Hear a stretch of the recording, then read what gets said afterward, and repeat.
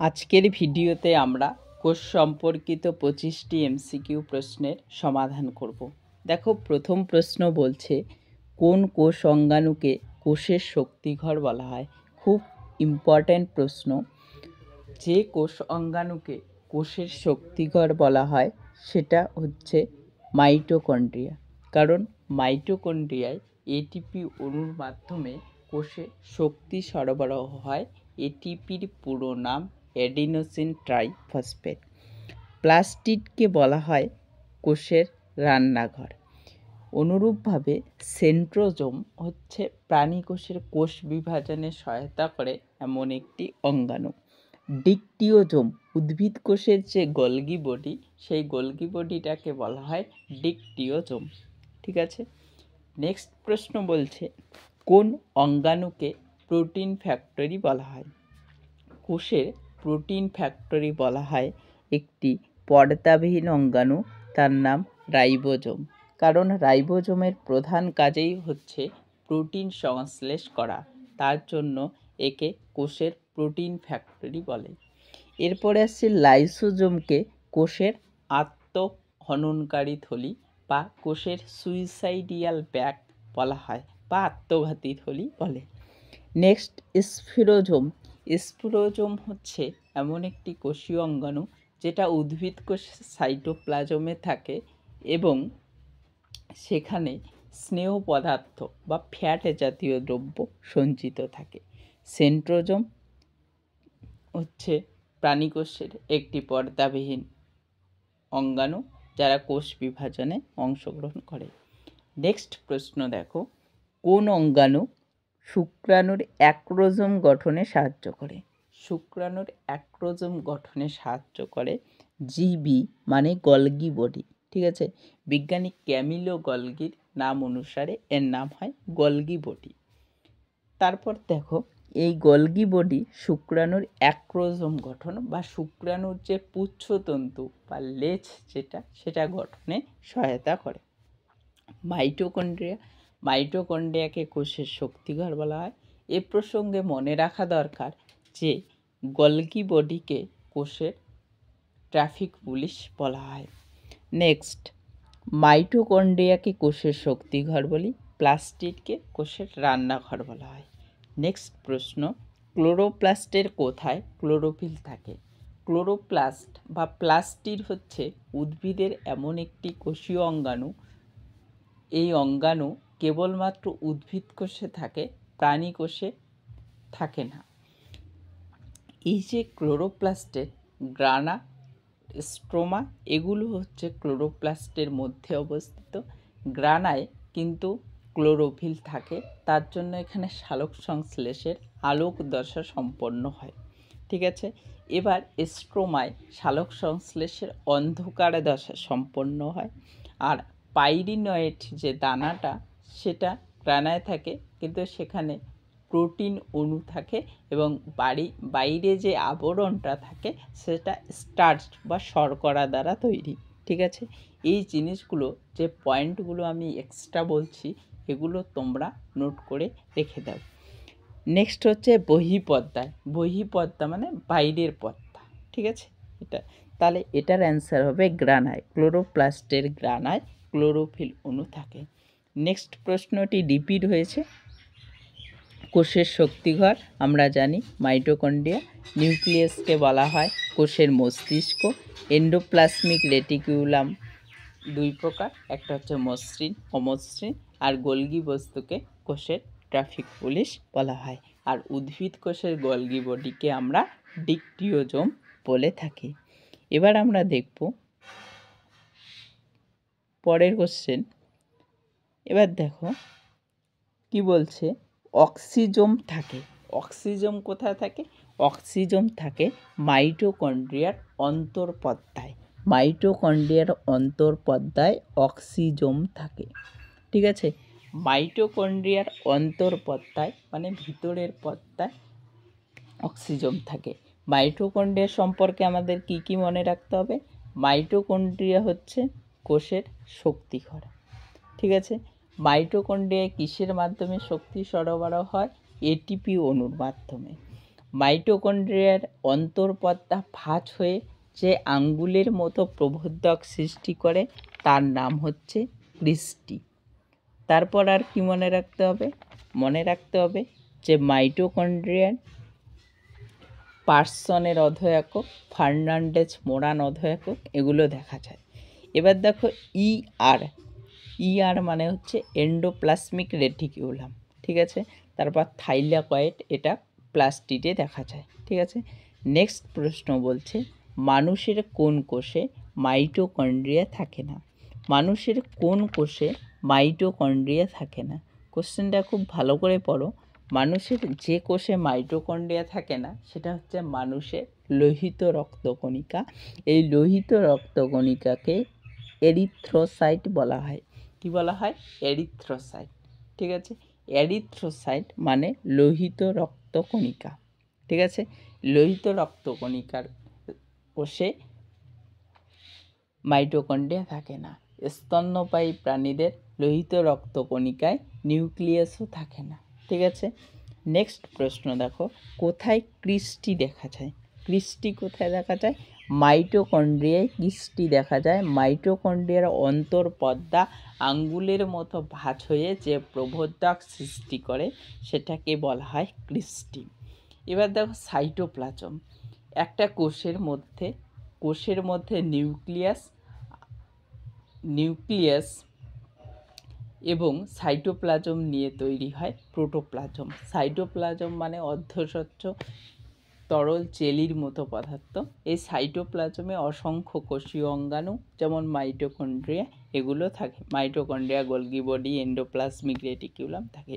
আর nucleus আর সাইটোপ্লাজমকে একত্রে বলা হয় প্রোটোপ্লাজম। এই প্রোটোপ্লাজম নাম করেন কোন বিজ্ঞানী? প্রোটোপ্লাজম নামকরণ করে যে বিজ্ঞানী তার নাম পারকিনজি, ঠিক আছে। এবার নেক্সট হচ্ছে এন্ডোপ্লাজমীয় জালিকা। এন্ডোপ্লাজমীয় জালিকা সম্পর্কে এন্ডোপ্লাজমীয় জালিকা, এটা সম্পর্কে আমরা বিস্তারিত একটু পরে জানব, ঠিক আছে। নেক্সট বলছে 70S রাইবোজোমের এস কথাটির অর্থ ভালো করে বোঝো। যখন আমরা রাইবোজোম শব্দটাকে ইউজ করি তখন এই রাইবোজোমের নাম শুনে আমাদের প্রথমেই মনে রাখতে হবে রাইবোজোম একটি পর্দাবিহীন কোষীয় অঙ্গাণু, ঠিক আছে। mRNAর সঙ্গে যখন রাইবোজোম যুক্ত হয় তখন তৈরি করে পলিজোম বা পলিরাইবোজোম। রাইবোজোম আবিষ্কার করে বিজ্ঞানী ক্লড এর উপস্থিতি অনুধাবন করেন। এই ক্লডের নাম অনুসারে রাইবোজোমকে বলা হয় ক্লডের দানা, ঠিক আছে, দানার মতো। রাইবোজোম কিন্তু প্রকৃত কোনো কোষীয় অঙ্গাণু নয়। রাইবোজোমে প্রোটিন সংশ্লেষিত হয়, তার জন্য রাইবোজোমকে কোষের প্রোটিন ফ্যাক্টরি বলা হয়। রাইবোজোম সাইটোপ্লাজমে অবস্থান করে, তার জন্য একে সাইটোরাইবোজোম বলে। আবার রাইবোজোম যখন মাইটোকন্ড্রিয়ায় অবস্থান করে তখন এর নাম মাইটোরাইবোজোম। আবার বললাম একটা কথা যে mRNAর উপর বা RNAর উপর যখন সারিবদ্ধভাবে অনেক রাইবোজোম থাকে তখন তাকে পলিজোম বা পলিরাইবোজোম বলে। রাইবোজোমের অধ একক নিয়ে গঠিত। মনে করো 70S রাইবোজোম কী নিয়ে তৈরি? 70S রাইবোজোম 50S এবং 30S উপ একক নিয়ে তৈরি, ঠিক আছে। এই যে 50S এবং 30S উপ একক নিয়ে গঠিত, এদের মধ্যে ক্যালসিয়াম আয়ন কিন্তু সাহায্য করে যুক্ত হতে, ঠিক আছে, এই রাইবোজোমের মধ্যে। এই যে এস শব্দটা, এস মানে হচ্ছে ভেদবার্গ একক বা বাংলায় যদি বলি অধক্ষেপণ গুণাঙ্ক, তাহলে এর অ্যান্সার হবে AB উভয়ই, ভেদবার্গ একক বা অধক্ষেপণ গুণাঙ্ক, ঠিক আছে। এখানে দেখো রাইবোজোমের 60S + 40S এটা নিয়ে তৈরি হবে 80S রাইবোজোম, আর 70S ribosome, 50S plus 30S। এই যে রাইবোজোমগুলো রয়েছে, এই রাইবোজোমগুলোর ক্ষেত্রে কি হয় দেখো, রাইবোজোম নামকরণ যে করে তার নাম হচ্ছে বিজ্ঞানী প্যালাডে। ঠিক আছে, তাহলে রাইবোজোম এক ধরনের দানা, প্রকৃত কোষাঙ্গাণু কিন্তু রাইবোজোম নয়। তারপরের প্রশ্ন বলছে রাইবোজোমের কাজ কি? এটা পড়লাম আমরা প্রোটিন সংশ্লেষ। আর এটিপির মাধ্যমে শক্তি উৎপাদন করে কে? সেটা হচ্ছে মাইটোকন্ড্রিয়া। অ্যাক্রোজোম গঠন কার কাজ? Golgi body. স্টেরয়েড সংশ্লেষ কার কাজ? এন্ডোপ্লাজমীয় রেটিকুলাম। ঠিক আছে, নেক্সট প্রশ্ন, কোন অঙ্গাণুতে পর্দা থাকে না? রাইবোজোম। তারপরে আবার প্রশ্ন বলছে রাইবোজোম কোন কাজের কেন্দ্র হিসেবে কাজ করে? সেটাকে বলা হচ্ছে প্রোটিন সংশ্লেষ।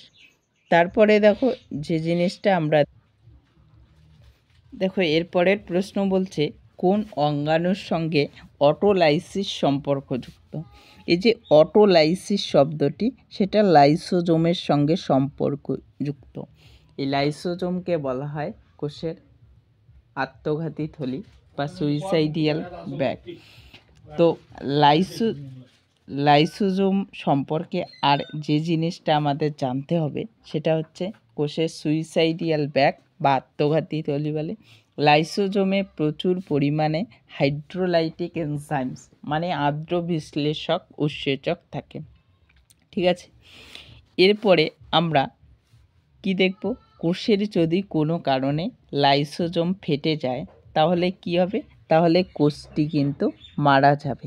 ঠিক আছে, লাইসোজোম ফেটে গেলে কোষটি মারা যাবে। লাইসোজোম যখন ফ্যাগোজোমের সঙ্গে যুক্ত হয় তখন সেটাকে গৌণ লাইসোজোম বলে। আমরা অটোলাইসিস সম্পর্কে একটু জেনে নিই। যখন বার্ধক্য বা রোগজনক অবস্থার সৃষ্টি হয় তখন লাইসোজোম যে কোষ অঙ্গাণুগুলোকে বা সম্পূর্ণ কোষকে যে পাচিত করে সেই পদ্ধতিকে বলা হয় অটোলাইসিস। ঠিক আছে, বার্ধক্য বা রোগজনক অবস্থায় লাইসোজোম কর্তৃক কোষ অঙ্গাণু বা সম্পূর্ণ কোষ পাচিত হওয়ারকে বলা হয় অটোলাইসিস। ঠিক আছে, এবার দেখো লাইসোজোম যখন ফ্যাগোজোমের সঙ্গে যুক্ত হয় তখন সেই লাইসোজোমকে বলা হয় গৌণ লাইসোজোম বা হেটেরোফ্যাগোজোম। ঠিক আছে, এবার দেখো বলছে নিচের কোনটি আত্মহননকারী থলি নামে পরিচিত? সেটা হচ্ছে লাইসোজোমকে আত্মহননকারী থলি বলা হয়। নেক্সট আমরা দেখব, নেক্সট প্রশ্ন বলছে দেখো কোনটি প্রকৃত কোষাঙ্গাণু নয়? আগেই বললাম রাইবোজোম এক দানা, সেটি প্রকৃত কোষাঙ্গাণু নয়, যা কারণ রাইবোজোমকে বলা হয় ক্লডের দানা। ঠিক আছে, বিজ্ঞানী হচ্ছে প্যালাডে রাইবোজোম নামকরণ করেন। রাইবোজোম প্রোটিন সংশ্লেষের স্থান। তারপরের প্রশ্ন বলছে দেখো গ্লাইকোপ্রোটিন গ্লাইকোলিপিড সংশ্লেষের প্রধান গুরুত্বপূর্ণ স্থান। খুব ইম্পর্ট্যান্ট প্রশ্ন। গ্লাইকোপ্রোটিন ও গ্লাইকোলিপিড সংশ্লেষের প্রধান স্থান গলগি বডি। গলগি বডিকে আমরা কী নামে চিনব? কোষের ট্রাফিক পুলিশ। কোষের ট্রাফিক পুলিশ নামে কে পরিচিত? তখন বলতে হবে কোষের ট্রাফিক পুলিশ নামে পরিচিত গলগি বডিকে কোষের ট্রাফিক পুলিশ বলা হয়। আবার বলছি কোষের মস্তিষ্ক বলা হয় নিউক্লিয়াসকে, কোষের শক্তিঘর মাইটোকন্ড্রিয়া, কোষের প্রোটিন ফ্যাক্টরি হচ্ছে রাইবোজোম। আরেকটা জিনিস মনে রাখতে হবে সেটা হচ্ছে কোষের ট্রাফিক পুলিশ গলগি বস্তু, কোষের রান্নাঘর প্লাস্টিক। আরেকটু মনে রাখো যে লাইসোজোম অঙ্গাণুর যদি সক্রিয়তা বৃদ্ধি পায়, লাইসোজোম অঙ্গাণুর সক্রিয়তা বৃদ্ধি পেলে কোষটির মধ্যে ক্যান্সার আক্রান্ত হওয়ার সম্ভাবনা বেশি হয়। নেক্সট দেখব প্রশ্ন যে এদের মধ্যে কোনটিতে ডিএনএ উপস্থিত নেই? ভালো করে দেখো, ক্লোরোপ্লাস্টের নিজস্ব ডিএনএ আছে, সেটাকে বলা হয় প্লাস্টিডিয়াল ডিএনএ। নিউক্লিয়াসের মধ্যে নিজস্ব ডিএনএ আছে, মাইটোকন্ড্রিয়ার মধ্যে ডিএনএ আছে, তো রাইবোজোমে কিন্তু ডিএনএ নেই। ঠিক আছে, নেক্সট প্রশ্ন, কোনটি প্রোক্যারিওটিক কোষে সর্বদা অনুপস্থিত থাকে? প্রোক্যারিওটিক কোষে সর্বদা অনুপস্থিত থাকে রাইবোজোম, প্রোক্যারিওটিক কোষে উপস্থিত থাকে, ডিএনএ উপস্থিত থাকে, কোষ প্রাচীর উপস্থিত থাকে, কিন্তু মাইটোকন্ড্রিয়া কিন্তু প্রোক্যারিওটিক কোষে থাকে না। প্রোক্যারিওটিক কোষে মাইটোকন্ড্রিয়া থাকে না, শুধুমাত্র ইউক্যারিওটিক কোষে থাকে। প্রোক্যারিওটিক কোষ যে কোষগুলো আদি নিউক্লিয়াস যুক্ত, ঠিক আছে, সেটাকে বলা হয় প্রোক্যারিওটিক কোষ। নেক্সট প্রশ্ন দেখো, বলছে একটি এমআরএনএর সঙ্গে বহু রাইবোজোম যুক্ত হয়ে পলিপেপটাইড তৈরি করে, একে বলা হয় পলিজোম। কি বলা হয়? পলিজোম বা পলিরাইবোজোম। ঠিক আছে, নেক্সট দেখো, কোনটি অমসৃণ এন্ডোপ্লাজমিক রেটিকিউলামে ঘটে না? ভালো করে বোঝো। এন্ডোপ্লাজমিক রেটিকিউলাম বা ইআর দুই প্রকার, একটা হচ্ছে এসইআর, একটা হচ্ছে আরইআর। এসইআর মানে হচ্ছে যে এন্ডোপ্লাজমিক রেটিকিউলামের গায়ে কোনো প্রকার রাইবোজোম থাকে না। নেক্সট হচ্ছে RER, rough endoplasmic reticulum. Rough endoplasmic reticulum তার মানে সেখানে রাইবোজোম দানা থাকবে, তার জন্য সেটা অমসৃণ। রাইবোজোম দানা থাকলে সেখানে কি হবে? প্রোটিন সংশ্লেষ হবে। ভালো করে বোঝো, তাহলে অমসৃণ এন্ডোপ্লাজমিক রেটিকিউলামে ঘটে না প্রোটিন। অমসৃণ এন্ডোপ্লাজমিক রেটিকিউলাম, রাইবোজোম থাকবে, তাহলে কি প্রোটিন, কি প্রোটিনের কাজ হবে। তাহলে কোনটি ঘটে না বলছে? দেখো, ফসফোলিপিড সংশ্লেষণ ঘটে না, সেটাই শুধু এসইআর এর ক্ষেত্রে ঘটে। আর পেপটাইড শব্দটা যেখানে দেখবে ভাববে ওটা প্রোটিন। ঠিক আছে, প্রোটিনের সঙ্গে সম্পর্কিত। ঠিক আছে, আজকে আমরা 25টি কোষের এমসিকিউ সলভ করলাম। এরপরে আমরা পরবর্তী ক্লাস নিয়ে কোষ বিভাজনের বিভিন্ন দশা নিয়ে আলোচনা করব এমসিকিউ এর মাধ্যমে। Thank you for watching this video.